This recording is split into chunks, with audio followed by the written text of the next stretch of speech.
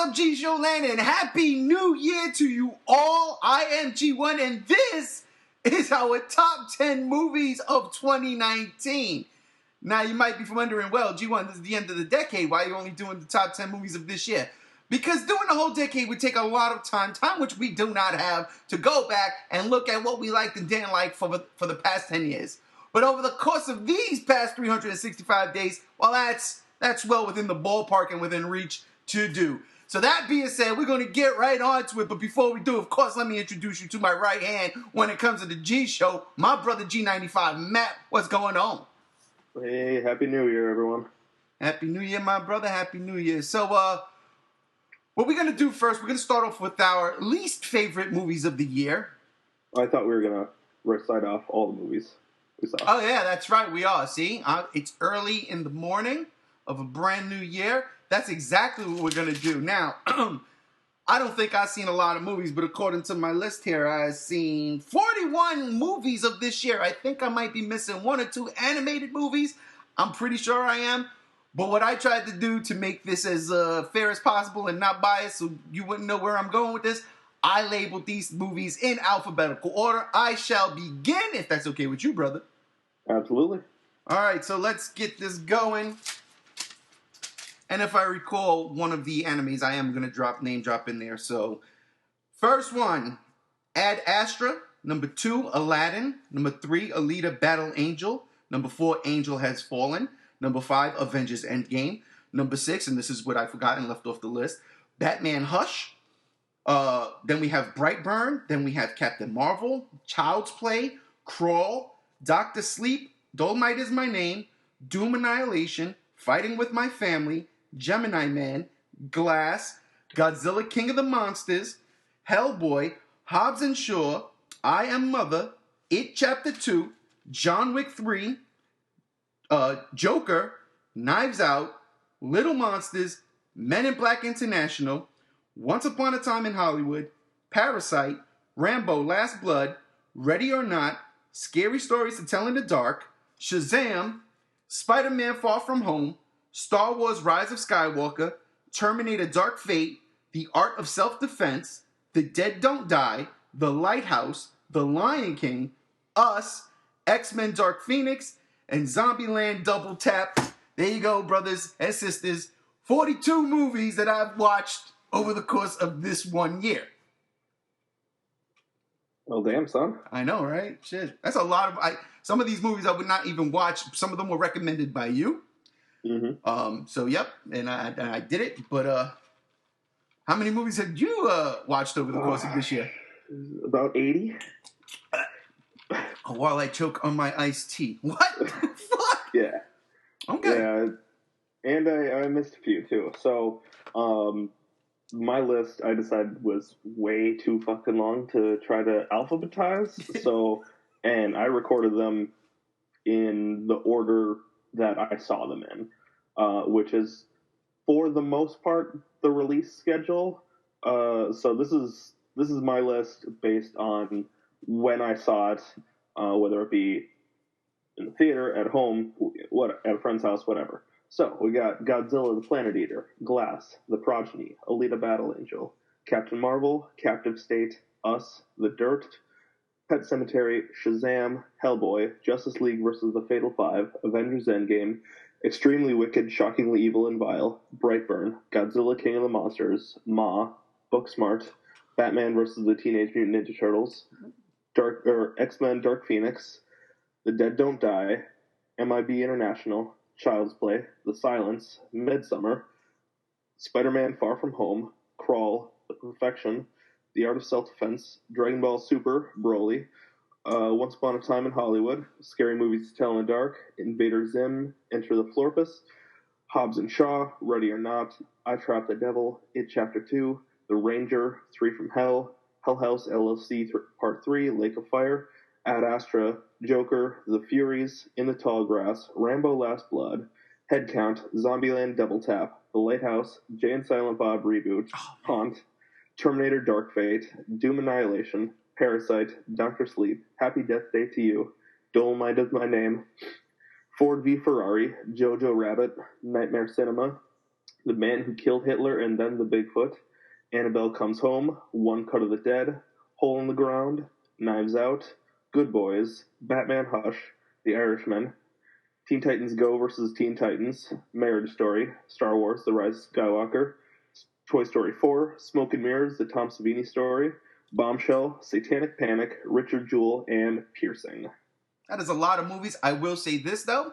A couple of those movies came out last year. And the only reason why I noticed that... Technically, but they got either wide releases or bigger releases this year. Yeah, because I was about to say, The Planet Eater, especially when you started off with that, I was like, really? Godzilla first? That's crazy. Technically, yes, came out in Japan in 2018, but didn't get released to Netflix or the rest of the world until January of 2019. So, well, dang me. Look at that. And shit. The same thing then with Brawley, because I was like, wait, yep. I looked it up and I was like, Brawley came out because I was doing, I wanted to do something with Dragon Ball. And I was like, shit, Super ended in 2018. I swear to God, it felt like just this year it ended. So I left it alone. But okay, if it dropped this year, then it dropped this year. Who am I to argue? It came out in Japan, but in December or maybe November of 2018, but it came out in the United States in January. Oh, then I'm gonna go I got to go back and add a couple of things to my Godzilla end of year podcast we did last week. But anyhow, all right. Well, that was a gigantic list, nonetheless. I seen more than several of the movies you have, so I think we could do this. All right. So that was that. Now I guess we're gonna start off with the ones we disliked the most. Yep, I'm good with that. All right, I shall allow you to go first. Yeah, of course. Okay. You got a lot more than I do, brother. All right. Well, I had more that I didn't like. I had about 10 movies that I especially hated, but these are the top 5 very, very especially bad movies. I'll start from number 5 and work my way up to my most hated. Number 5, MIB International. Just a garbage ass waste of fucking time. Nightmare Cinema. I heard a lot of great things about it, and it turned out to just be insanely generic and pretty dumb. In the Tall Grass. I'm a sucker for Stephen King stuff, especially like the new wave of Stephen King movies that have been coming out. This is just colossal trash fucking movie. What an absolute waste of Patrick Wilson. Number 2, Godzilla the Planet Eater. Wasted potential. I've said waste for pretty much every single one of these because that's what they are. Right. But this is the biggest waste of potential. We could do a whole review of the whole trilogy sometime on another podcast, but fucking Cthulhu Ghidorah, and they ruin it. They just ruin it. I gotta bring that one up to Gam Gamsey one. Cthulhu Ghidorah. We didn't get that one yet. And then my most hated movie of the year is Glass. I was so excited for it, and then it was just a dumpster fire of a movie. It had like 19 endings. It just kept going. It was 100% dumb. Oh god. Yeah, just horrible movie. Again, a waste of really, really talented actors and mostly good cinematography. But yeah, this one was just a shit show. Yeah. Wow, then. Split was definitely a fluke. M. Night doesn't know what the fuck he's doing. It's so wrong. It's so wrong. Yet so right on the same level. I don't have Glass in any of the ones that I hated. But like, so I'll do this. I'll do top 5. I'll do a brief, because there are 3 that I absolutely despised. And you already named one of them, that I absolutely despised. So for the hell of it, I'll throw in 2 others just to even it out at 5. And again, these 2, I didn't hate them the way I hate the top 3. But I didn't like Captain Marvel. I went in there and, I mean, it was cool to see the 90s again. But there was something about, and I don't take nothing away from Brie Larson. I actually like her a lot. but she just has this smirk in the entire movie that just throws me off, and I'm like, come on, man. The CG agent of Samuel L. Jackson is cool, really good. But you could tell that that's a 70-something-year-old man running down the hall on a 30-something-year-old, face. The body is, you could tell, and it was throwing me off. I'm like, come on. It felt like they rushed it just to, well, we got to make a Captain Marvel movie now because, we want, it just didn't work for me. So that would be my 5 on the least favorite. You know what? I'm going to have to go and do this. I got to ring. It's between Disney or it's between something like that. It's gonna be Disney. The Lion King. I didn't like The Lion King. I'll be honest with you. I was not a fan of the movie. I love the original Lion King, and while they kept it faithful to the original, it's very hard to make that movie feel the same way. The original, when they animated that, there was emotion animated along with the characters.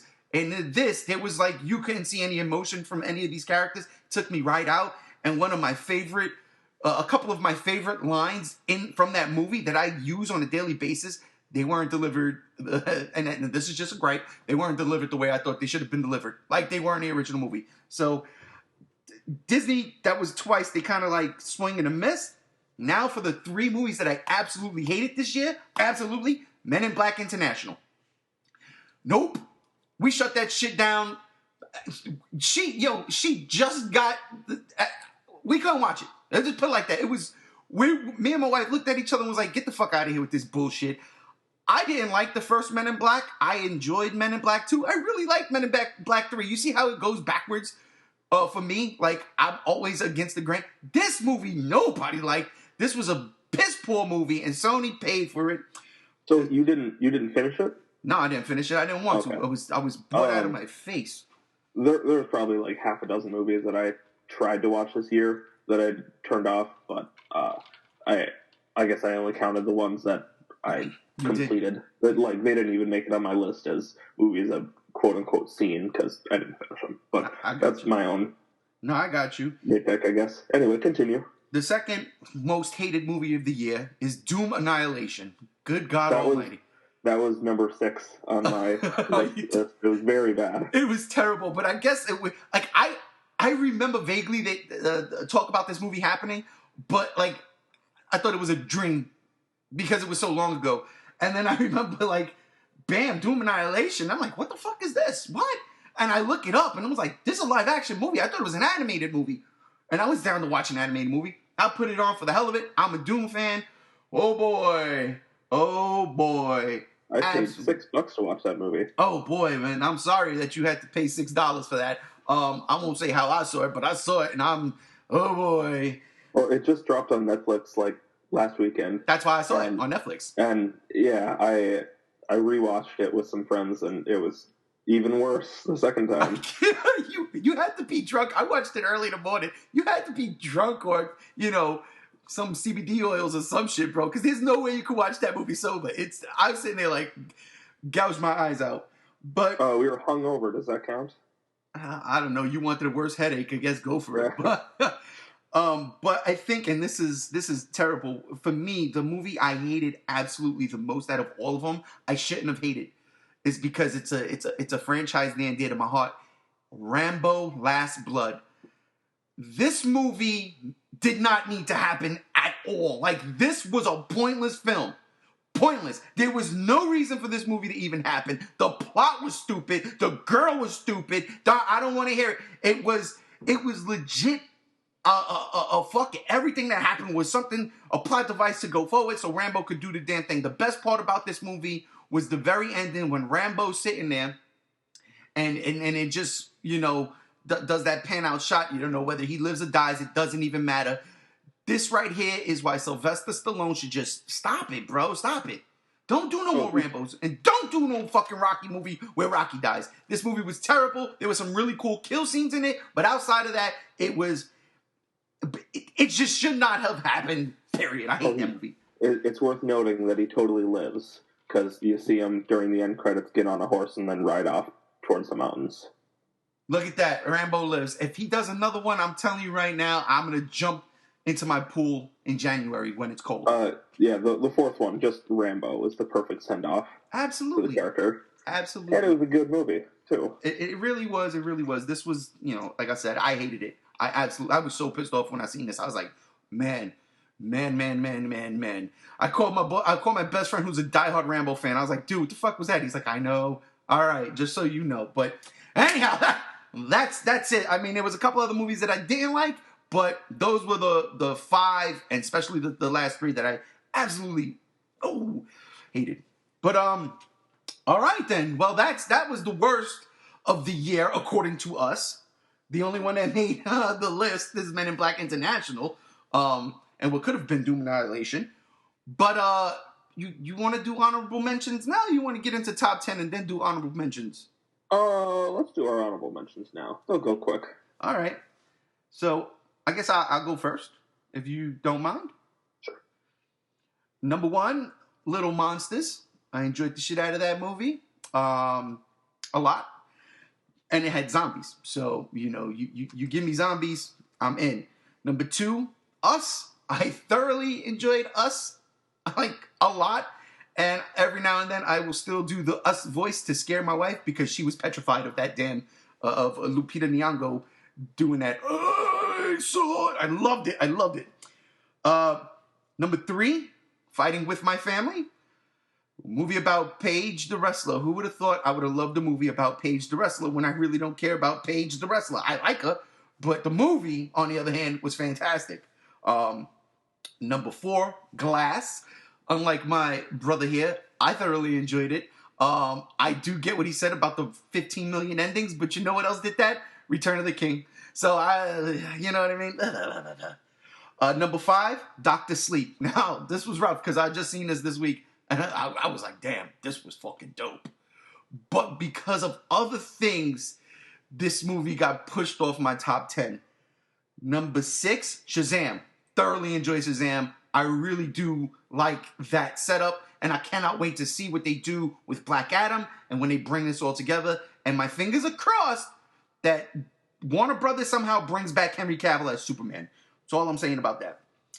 The next one, number 7, is Angel Has Fallen. This also was on my list at top 10. It was number 10. It got pushed off. But Angel Has Fallen was a movie that I like these type of movies, these R-rated movies. And I like the first two, but these R-rated movies that are just reminiscent of the 90s action movies like Die Hard or Speed and things to that nature. I like those throwbacks. I love seeing squibs and when people get shot, seeing the blood. And Nick Nolte, it was the second best performance outside of The Mandalorian this year. So, number 8, speaking of The Mandalorian, Star Wars, The Rise of Skywalker. Now, I just want to say something real quick here. In 2017, I had Star Wars on at number 8 for episode 8. I want to retract that. I absolutely, especially now that this saga is wrapped up, I hate that movie. I fucking hate that movie. I don't hate Rian Johnson. I don't. I hate The Last Jedi for what it's done to Star Wars. I can't stand it. And if Rise of Skywalker, which I like a lot more than The Last Jedi, is not on my top 10 list, it's in my honorable mentions, then I'm going back, I'm going to build the time machine, slap the shit out of myself back then and say, fix that, because you have no idea what's coming. So, yep, Star Wars is at number 8. Number 9, I have Alita Battle Angel. I saw that earlier in the year. I enjoyed it to an extent, enough so that I bought it on Blu-ray 4K during the holiday rush. And my number 10 is Zombieland 2 Double Tap. I enjoy it. I enjoyed it a lot. Plus, they brought Bill Murray back. I thought it was fantastic. So, yeah, those are my honorable mentions. I agree with a couple of them. And some of them I thoroughly disagree with. Okay. I really didn't care for Zombieland 2 at all. It was came out like 7 years too late. Yeah, I agree. But I only have 5 in my honorable mentions. So yeah, I'll get into it. Number one on the honorable mention, which would have been my number 11. Ready or Not. This was in my top 10 for a very very long time until I was actually building the final list, um, and it was very difficult to take it out. But I think there was things that just resonated with me more. This was like probably the second best, most, and definitely most fun horror movie of the whole year, if not one of the most fun movies of the year in general. So it's a shame it couldn't make it, but that would be my number 11. Number 2, Ford v Ferrari. Uh, Christian Bale is probably my favorite actor. He fucking kills it every single time, and they just the production value, the story, the way the car scenes were shot, the caliber of acting is just an incredible movie. This is the best year for like performances that I've seen in I have no idea how long. That I agree with 100%. Yes, sir. And so the performances in this are mind blowing. Number 3, The Man Who Killed Hitler and Then the Bigfoot. This is one that kind of seems to like gone under the radar quite a bit. It's a Sam Neill drama, I guess, but it's also fucking ridiculous because it's about an old man who, in his youth, went on a secret mission to kill Hitler, and now he's recruited by the government to kill Bigfoot, who's spreading around a disease that could end the entire world. See, I want to see this movie on the premise, just that alone. The name had me sold. I didn't even know this movie existed, but now what you just said, I need to see this movie, like, this weekend. It's on Hulu. Perfect. Really, really great. It's really heartfelt and just very sweet. Like, Sam Neill really killed it.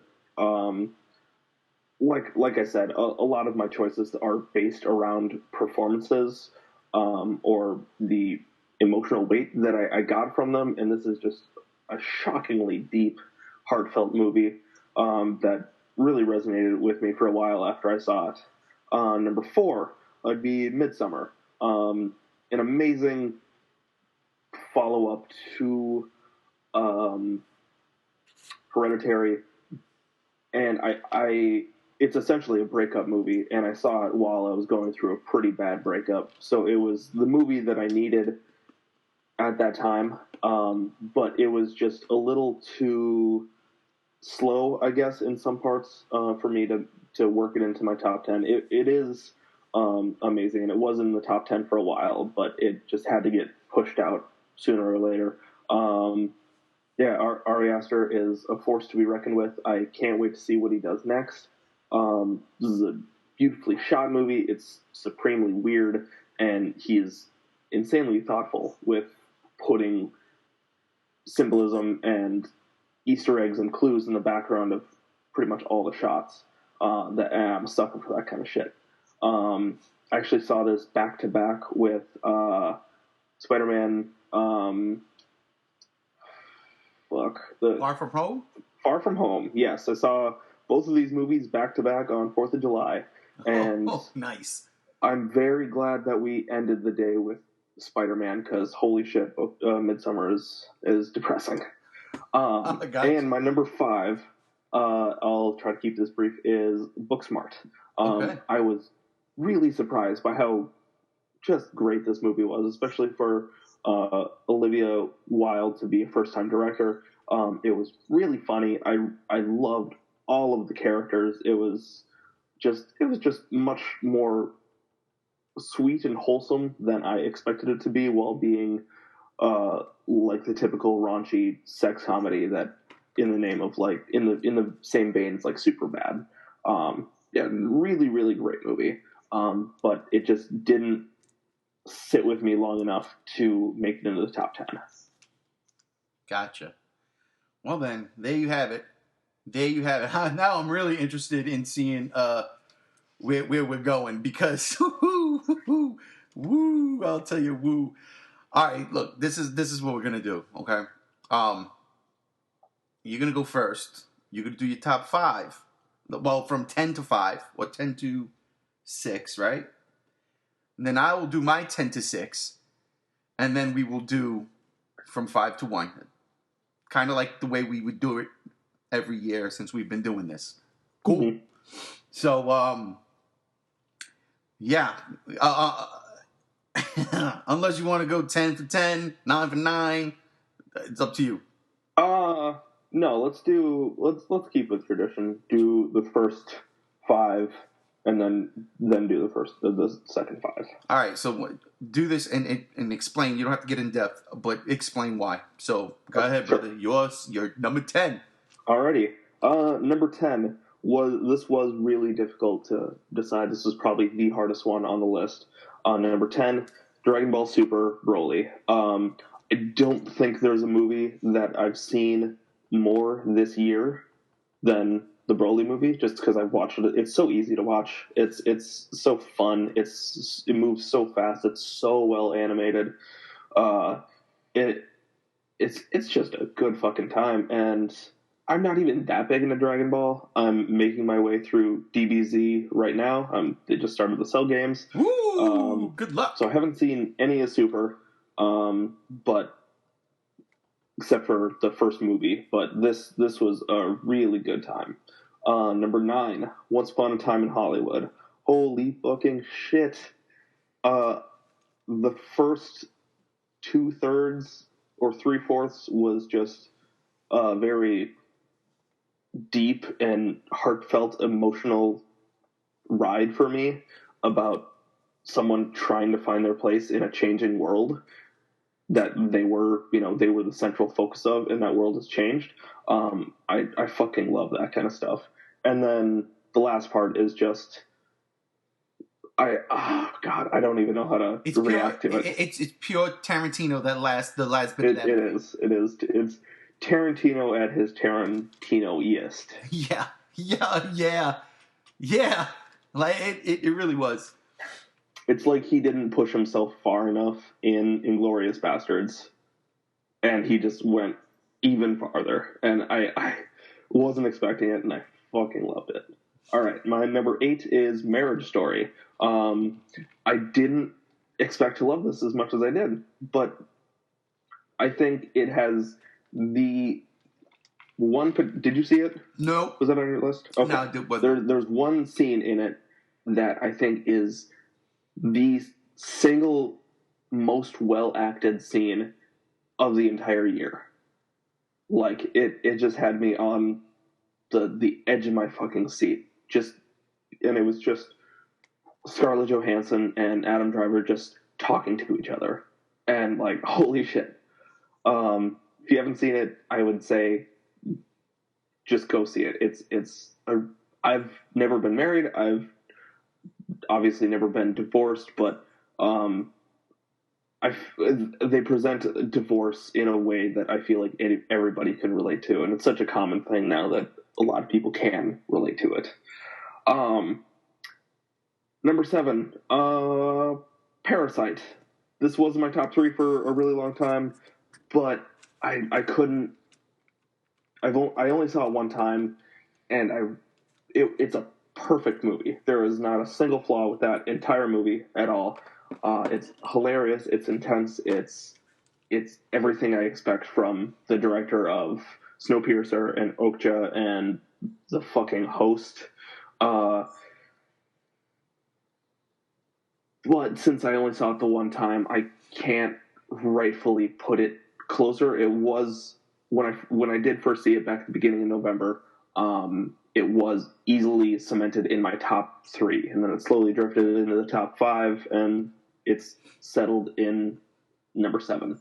And for my number 6 choice, Dr. Sleep. As I've mentioned several times, a lot of my choices are based around my emotional reaction to them, or my the vibe that I got from them, or the emotions I felt while watching them. I thought this was the perfect send-up to both Kubrick's film and Stephen King's book. I have not read Dr. Sleep, I can just go based on reading The Shining when I was younger to watching The Shining the night before, and it's a beautiful, perfect send up to both. I applaud Mike Flanagan's choice to not digitally de-age Shelley Duvall or Jack Nicholson. Absolutely. Or put their CG, like, it felt so old school to just get actors that looked so much like them and perfected their mannerisms, especially the lady they got to portray Shelley Duvall. Dude. Her spot on, indecipherable. Oh man, I was like, what the fuck when I saw that. Great, you're absolutely right. That was perfect. And that little girl, like, holy shit, I've never seen a child actor do so well. Holy fuck. She was amazing, and I cannot wait to see where she goes from here, because I can see her growing up to be a master of the craft. I agree. She was fantastic. And I got to give a super shout out to the bad girl in that movie. Good God Almighty. I wish Ferguson. Rebecca Ferguson. Yep, Rose Ferguson? No, Rebecca Ferguson. Rebecca Ferguson. It was Rose the Hat. That was the name. Yeah. I love that woman. I don't know what it is about her, but I love that woman. I am super attracted to her.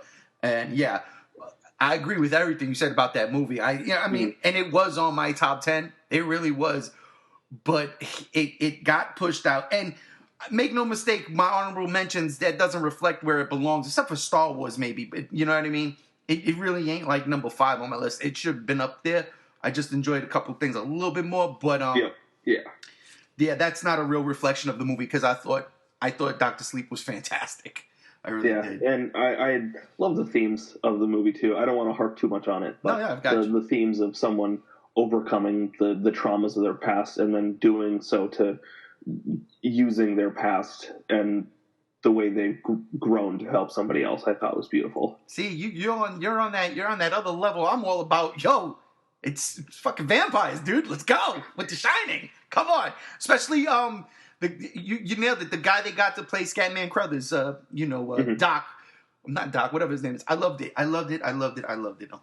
Okay. So now, get ready. Y'all know me. The start of this podcast was about geek shit in the beginning. That's what the G&G show stands for, the Geek Show, and that's what I am at heart. I'm just a big old geek, and I love geek shit. So this is how my top 10 goes. And coming in at number 10, hold on to your knickers, G95. Here we go. Hellboy. That's right. Oh, God. I said it. Number 10, Hellboy. And I'm going to tell you why. Because this shit was actually higher on my list. It was. Oh.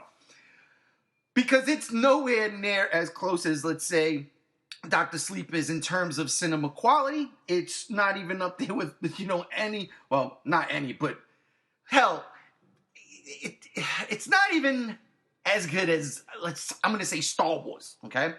But the reason why it's up here is because it was unafraid to be a stupid, mindless, big-budget blockbuster movie that did no blockbusting numbers at all. I think this movie came out and was out in about 3 weeks out of the theaters because it was making no money. And when I saw it, I could not believe how much fun from the beginning to the very end of this movie I had with it. I'm telling you, it was the Alien Queen, okay, in Independence Day Resurgence, but for the whole entire movie.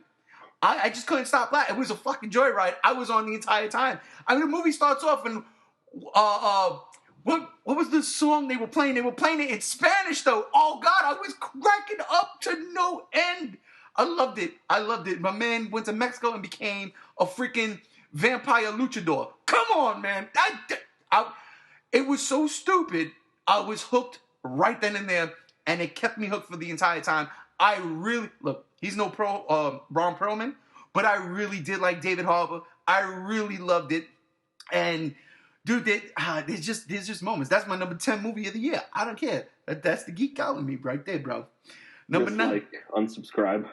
Come on, brother. You know it's true. You know it. That's why it wasn't even on your worst list, which I was shocked. I thought it would be there. I remember you telling me. It was in the running up. Yeah, I'm sure it was. You had 10 slots. No, I'm just kidding. Number 9.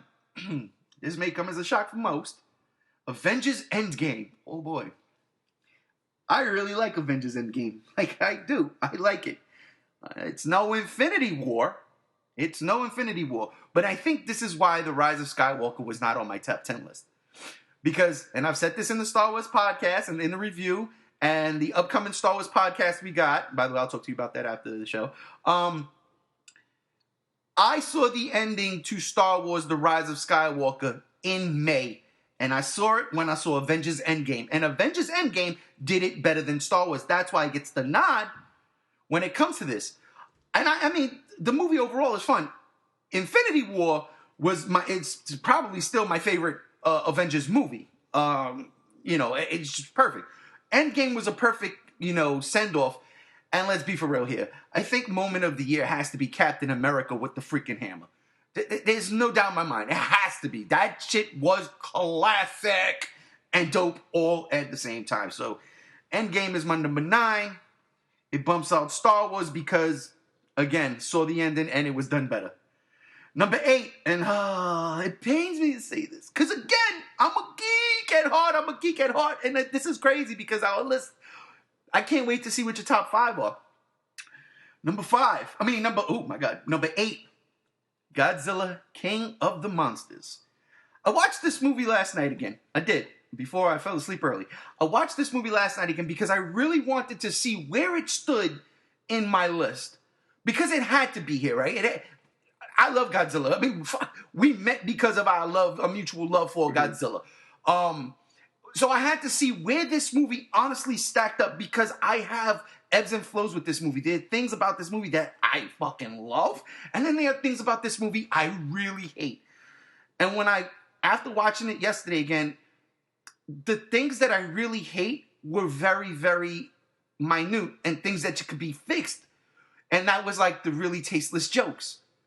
I don't care about how the characters act or what's they're driving for. I don't care about none of that. It's a Godzilla movie.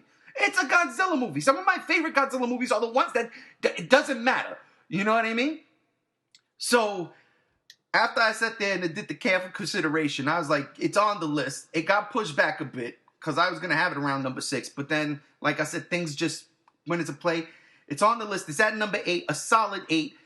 I love this movie. I really, really do. Long live the king. Number 7, and this was a drastic drop because this was originally my number 3. Spider-Man Far From Home. I love this movie. This was my favorite Marvel movie of the year. Cap had the best scene of the year, Avengers Endgame, but this is my favorite Marvel movie of the year, hands down. Dude, everything I ever wanted in a Spider-Man movie, I thought I'd gotten already. Nope. The Spider-Sense part at the end of the movie where he's jumping around on the drones was, I swear to God, that was the comic book come to life on screen like I have never seen it before. And I love Spider-Man 2, the original one with Doc Ock, like all of this stuff. This one knocked my block off. I love the cast in it. Tom Holland is fantastic as Peter Parker and should be Peter Parker for like another 10 years or so, please. I just love it. I love it. So yeah, that's number 7. It got knocked down. It literally was number 3. When I first saw it, I was like, this is it. But then as the year progressed and I saw more movies, I was like, I don't know, I can't put it there. And then finally my number 6, which was knocked out of the 5th spot, Dolomite Is My Name. My God Almighty. Let me tell you something. It's something about this movie, because growing up, I knew about Dolomite, but I didn't know about Dolomite. Like, my parents would definitely keep me away from that shit. So I had no clue how crazy and raunchy he was. You know what I mean? This movie, I love Black Dynamite. That's probably the best movie. Did it come out this decade? If it did, it's the best movie of the decade. I'm making that up. But I love Black Dynamite so much. And I got a lot of that feel with this movie. But what really puts this movie on the list is Eddie fucking Murphy. You're talking about performances of the year. This is mine right here. Like, Eddie Murphy's performance in this, because it was Eddie Murphy again. It wasn't like Eddie Murphy Dr. Dolittle or Eddie Murphy The Clumps, or whatever the hell that is. Huh? He was trying. He was trying, right. It was so fucking good. My wife doesn't like movies like that. We watched it. We couldn't stop laughing. She loved it. Yo, I love Dolomite Is My Name. And what he say? And fucking up, motherfuckers, is my game. I loved it. Netflix, gracias. So yeah, that's my my 10 to 6. Hellboy, Avengers, Godzilla, Spider-Man, and Dolomite. I was considering putting Dolomite in my top 10 for a while, but it kept getting pushed out. It was a really great movie. Alrighty, should we get into the top 5? Let's do this. You want to go like 5 for 5, 4 for 4? If you want to. Or do you want to? If you want to. Yeah, if you want to. I'm fine with whatever. All right, so we do 5 and 4, right? And then 3, 3, 2, 2, 1, 1. Okay. All right. Alrighty. Well, all stars. My number 5 that I was debating on the order even while we were recording is Joker. I don't need to go into much explanation for this. Like, you know it, I know it. It's a great movie. It's I think we need this kind of cinema more, and I'm very glad that more people are getting exposed to this kind of cinema of it's not really about the plot, it's not really about a story, it's just about a character. I think we need more of that in this day and age, and I'm so excited to have it happen to one of the greatest characters ever, one of the greatest comic book characters ever, certainly. And I was so excited to have a new generation of people exposed to that type of cinema, because maybe they're inspired to go watch the movies that were influences on Joker, like Taxi Driver, or the other one, The Last Comic, or The Last Comedian, or I can't remember the name off the top of my head, but those kind of character study movies. So yeah, that's why it's number 5. I almost switched around with Parasite, but I was like, nah, I saw it twice, so I can't rightfully put Parasite over that. And number 4, Richard Jewell, the newest Clint Eastwood film. Okay. I did not expected to be as moved by this as I was. I don't really know much about the actual story. This happened when I was the actual bombing happened when I was a year old, I think. But the caliber of acting, normally I'm a little bit critical on Clint Eastwood's directing, but he just knocked it out of the park with this one. This was a perfect movie. I was 100% invested. John Hamm killed it as always. Sam Rockwell killed it as always. It was fucking amazing. Dope. That's on my list to see, because the last Clint Eastwood movie that I saw that I thoroughly enjoyed through and through was $1 Million Baby. And that's a long time ago. It's one of the 3 movies this year that made me cry. Oh, wow. Shit. Okay, then. So, if it made me cry, if it moved me to that level, it has to be on the list. I hear you. Nah, I'm not mad at that. All right, my number 5. Knives Out. Listen here. Ooh, hot take. Okay, listen here. I just said at the top of this podcast that I like Rian Johnson. I hated his Star Wars movie. But outside of that, if it wasn't a Star Wars movie, it is actually an all right film. Okay? Mm-hmm. It really is. Knives Out. That man can direct. Okay? That man can do the damn thing. I'm going to tell you the reason why it's at number 5 and not in the top 3. And even that is kind of ludicrous when I'm saying it out loud. That movie, at first, I was really, really, really biased because of Rian Johnson and because of what he did to Star Wars in this year of years, okay? But as I'm watching it, it got me right off the bat. It gets you hooked. It's not what I thought. And I was like, okay. And I'm liking it. And I'm like, all right, I love the mystery. I love this throwback to Clue. I'm really into it, right? And then it's like, oh shit, like you find out, like, whoa, really? What?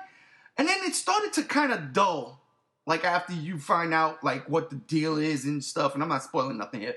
But like for me, it started to dull, and I'm like, all right, but where are they gonna go? And then they went, and And I was like, whoa, this was better than I thought. Because it's like, I don't know. It was just perfectly paced. This movie's 2 hours and plus. I didn't feel like a 2-hour movie at all. It blew by so fast. You talk about performances. I loved it. And that girl, Anna de Armas, woo! I didn't even know that was her. I looked it up I didn't look it up when the credits are rolling. I'm like, oh, it was her. Completely gone. And yeah, it's Captain America's best movie of the year. Second best movie of the year. No, it is his best movie of the year. Second best sequence. I really liked it, but I was able to call who did it right away, and nothing ruins a whodunit more for me than being able to see the ending coming. I hate you. I appreciate the twists and turns he took. It just didn't work for me. I liked it. I just didn't love it. This one is definitely a buy when it comes out on Blu-ray. I'm going to definitely cop it.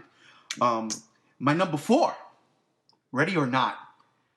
This movie caught me off guard completely. Pulled the rug right from underneath me. I mean, I knew what the premise was. I get it. And I was like, that's a cool premise. It's something that we haven't seen. You have to see it to believe it. This movie right here blew my head off. I love movies like this. It was the same feel I got when I first watched Shaun of the Dead. I was like, you need a movie like this. It needs to be. And I'm so happy that in a year of movies that I was so looking forward to, hyping them up like crazy. Oh, this is going to be the best Avengers movie ever. This is going to be the best Godzilla movie ever. This is going to be the best Star Wars movie ever. And all three of them disappointed me in some way, shape, or form. This movie that was, okay, that's a cool concept, but when I saw this movie, I was like, oh, shit. So, massive props to Sam Weaving, by the way. That girl is dope. She is dope. She is my top celebrity crush. I love her. I love her so much. I ain't mad. Listen to that. Rebecca Ferguson, Samantha Weaving. Look, we just do what we got to do. Yeah, Ready or Not, I swear to God, like, people, just go see that movie. I'm legitimately pissed I couldn't put it in my top 10. I'm excited to see what your top 3 is. So, you ready to rock on this one? Let's do it. You want me to go first 3 and then you 3? Yeah. All right. My number 3, Parasite. I told you. Fucking speechless. And I'm telling you, this was number 1. This was number 1. Parasite took me to a completely different place. It's not I can't even explain to you. I really can't. And you said you only seen it once. I get why, it wasn't where it should have been in your. But this movie completely changed the game for me. Like watching cinema. That was cinema. Kind of like The Lighthouse, but that's a different story. This was cinema. Like, the story was unbelievable. The acting was incredible. The plot twists, I absolutely loved it. And there is one part, and this was the moment of the entire year that actually fucking creeped me out more than anything.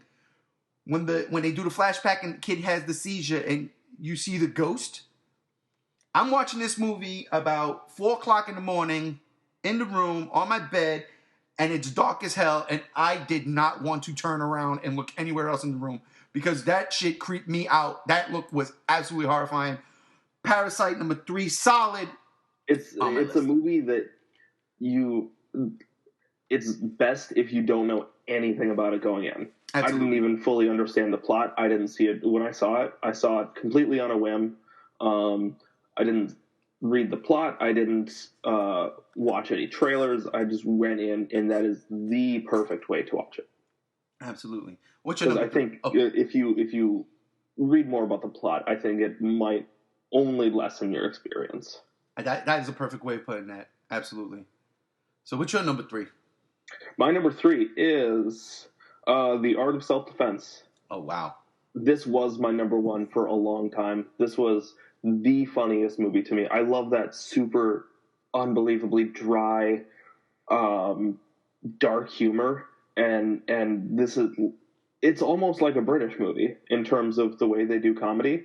But it was so fucking funny to me. I love just what it has to say about like toxic masculinity. I liked a little that the sensei was pushing Jesse Eisenberg to start listening to black metal. I love black metal. That was good. Just everything about this movie was phenomenal. It was my number one. It was my number one from when I saw it back in late May, early June, all the way to November, when like Parasite and The Lighthouse and movies of that caliber started coming out. It was so fucking hard to take it off number one, but it had to get ebbed out just a little bit. But yeah, like, oh my god, fucking hilarious! It's the best comedy of the year. I don't care what anybody says. Jesus. So that was number 2? That was my number 3. Your number 3. Okay. All right. I watched that movie because you told me to watch that movie. I rented that movie, and I didn't hate that movie. I didn't put a frowny face near that movie either. It was just I saw it and I moved past. The ending was dope, though. I'll tell you that. Absolutely love that ending. And a lot of things you just said actually got me thinking that is a fun movie. It is. When you put it like that. You have to be in the mindset of that kind of comedy. Like, if you don't like dry humor, you probably won't like that kind of movie. It's true. And they had Imogen Poots, who I love a lot ever since I saw her in 28 months later. But all right. Yeah, or Green Room. Or Green Room, which I still haven't seen. Oh, you madman. I know. All right. Anyway, your number 2. Yeah, speaking of Mad Men, holy shit. That was a great segue. My number 2 is The Joker. Hands down for everything you said. And if Captain America was the scene of the year, The Joker has the most subtle scene of the year. And that was at the end of the movie where he's standing on a cop car and everybody's cheering him. And he takes the blood and puts it up into that smile. It's pitch perfect. It's everything about that crazy-ass lunatic that I love. This movie broke me down. And I said it in a review. You know this. There's a part of that movie that I was like, yo, they are like literally going into my brain and showing me what I used to do and sometimes still do. That's scary. How do they do that? And it's a beautiful fucking movie. And they pulled no punches. And I absolutely love that DC and Warner Brothers went a completely different way, far away from whatever they had established, and just did a DC Black Label movie. I loved it. The Joker is my number 2. It was number 1. It was that and Parasite. It really was. But we'll get to number 1 when we get to it. So Joker, my number 2. My number 2 is The Lighthouse. This was the movie that ebbed out Art of Self-Defense for number 1. I was blown away by it. I loved the cinematography was perfect. I love that it was shot in the aspect ratio of movies of the 1930s, 1920s, and even the 1910s. I love that they used period accurate dialogue. Yep. I loved the performances. I loved the humor of it. It was like shockingly really fucking funny, and I didn't expect that. Like normally I think a fart joke in a drama / horror movie, it's more of a drama than a horror. Yeah. Would be so out of place, but it works so well. And Willem Dafoe, like any reservations you had about Robert Pattinson as Batman should be out the window, because if he can play the way he played his character in The Lighthouse as well, he's even a quarter of the way as well, or switch those around. If he can play Batman a fraction of a percentage as well as he played his character in The Lighthouse, we have nothing to worry about. Dude can seriously act. Willem Dafoe kills it as he always does, being a maniacal drunken madman. It's a perfect movie, and I couldn't stop thinking about it for weeks. I can tell you something. That movie I absolutely love for everything you just said, and it's crazy. It didn't even make my honorable mentions. But you're right. That movie was fantastic. But to me, there was only one scene that made a lasting impression. And it's a one shot. The shot selections were fucking fantastic. It is the shot in the rain with Willem Dafoe standing over Robert Pattinson like freaking Poseidon, and he's beaming like eye beams directly into his eye. What a shot that was! I was like, what, dude? And I admit, look, it didn't make my top 10. It didn't make my honorable mentions, but because at the end of the day, to me, it was one of those movies that I was like, all right, I saw it. I thought it was going to be a lot crazier than it was, and it is, and I don't hate it at all, but it's one of those movies I was like, all right, I saw it. I don't need to see it again. But you are 100% right. With Robert Pattinson, I have zero qualms of that man being Batman. And again, Willem Dafoe, the way his verbiage in this movie is, he was fantastic. Willem Dafoe wins Actor of the Year for me because of this movie. But, I digress. All right, listen, brother, I want you to go first for your number one. I think I know where it's at, but I would be surprised. Oh, okay. All right, well, spoiler alert, it's not Godzilla. Oh, shit. Oh, shit. Is that what you were waiting for? Yeah, pretty much. Oh, shit. Yeah, I loved Godzilla. But like I said, this was a year for, it's going to sound pretentious to say, so I won't say like highbrow cinema, but it's more about the emotions that I felt during them. While I did feel a whole range of emotions during watching Godzilla, it's just a dumb, fun monster movie, which I fucking love. And those are movies will always go back to, but they don't last with me forever. They don't, it's not going to make a big impact on me it doesn't change my perspective on anything. It doesn't make me think about things in a different way. It doesn't make me look at life in a different way or see it through a new perspective. What did do that for me is my number one pick of the year, Jojo Rabbit. Okay. I was kind of resistant about this movie for a while. I didn't really know what it was about. Wasn't really sure. I don't think I love Taika Waititi as much as a lot of people do. I have grown to really appreciate him, but I think you probably like What We Do in the Shadows more than I do. Yeah. You definitely like Thor Ragnarok more than I do. Yeah. But holy shit, what an emotional ride for me. Like, I was a little bit on the fence about Scarlett Johansson as an actress before seeing this movie. This solidified that, and then Marriage Story just stomped it into the earth. It stomped it into my body of my soul that this woman can fucking act.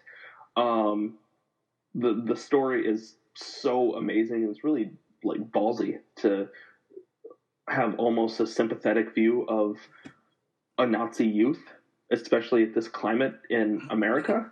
But the way they deal with it, the way they portray his view of Hitler as just a fucking idiot, the way, any 10-year-old kid looks at any adult it's a, skewed perspective. It's through the lens of a child. It's just a beautiful, beautiful movie. I fucking cried my eyes out through a whole bunch of it. And, shit, yeah, I can't, I guess I can't really express what this movie did to me and how much it resonated with me and moved me, and how much I would urge everyone to see it. I ain't as deep and philosophical as that. I am a very shallow man, and as I said at the top of my top 10 list, I'm a geek at heart. But I totally respect that. I have yet to see Jojo Rabbit. It was on my list to watch. I unfortunately didn't get a chance to, because the trailers kind of blew me away. And yes, I do like Taika Waititi. So, like I said, going into this, our list would be very, very different. I know that you were more about the spectacle. Oh yeah. Which explains our list, and that's totally fine. There's nothing wrong with that. There's plenty of big spectacle movies that I loved this year, like Godzilla being probably number one on that King of the Monsters was a great fucking ride. But I'm eating it to your time. Take it away, sir, for your number one. That's all right. My number one, and like I said, shallow as it comes, and I don't think this movie's shallow at all, but my number one movie was Brightburn. Oh, fuck. I swear. Holy shit. I'm not lying when I tell you this, bro. I didn't see that one coming at all. At all, I did not see it coming. I was like, all right, cool. It's Superboy. It's Superman's origin story, and he turns bad. That's fine. I watched Brightburn about mid-November. And I'm going to tell you right now, you know what it was? It was taking the concept of something as simple as Superman's origin story, turning it on its head on its 12th birthday, all of a sudden he's now programmed. I thought that was fantastic. It wasn't like he came out there with this mission automatic. He was But what really nailed it for me, and I go back to something like Angel Has Fallen, I like rated R movies. I really do. When done correctly, they are my favorite movies of all time. That's why Die Hard is one of my favorite movies of all time. There's a plethora of rated R movies that are done. Terminator 2. Get big movies, big action sequences, all that stuff. Joker was rated R. It was fucking fantastically done as a rated R, but it's not an action movie. Neither is Brightburn. It's a horror movie, and it's rated R. And let me tell you something. What caught me off guard completely was it could have been a lot more gruesome. They held back except for that one sequence on the road. I thought it was fantastic. I was like, oh my God! It was where they placed the curses and how natural it all felt. And yes, that's a shallow statement to make, and I am that shallow type of guy. But again, when somebody says fuck in the context of something that deserves something to be said like fuck, then it works for me.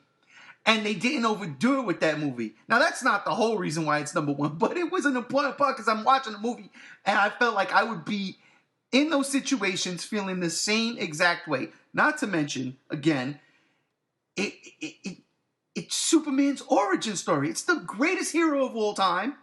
Okay? Bad. And where do you go from there? I got no words. It blew my mind. I did not see it coming. It blindsided me on every freaking aspect. And I was like, that's impossible. That just... It was impossible. I just did not think Brightburn of all fucking movies would be number one, let alone in my top 10.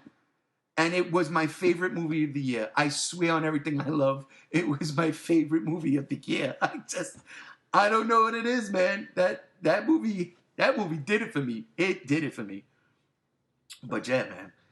I can't knock on that. I didn't really care for it that much. I love the concept. It's a brilliant fucking concept of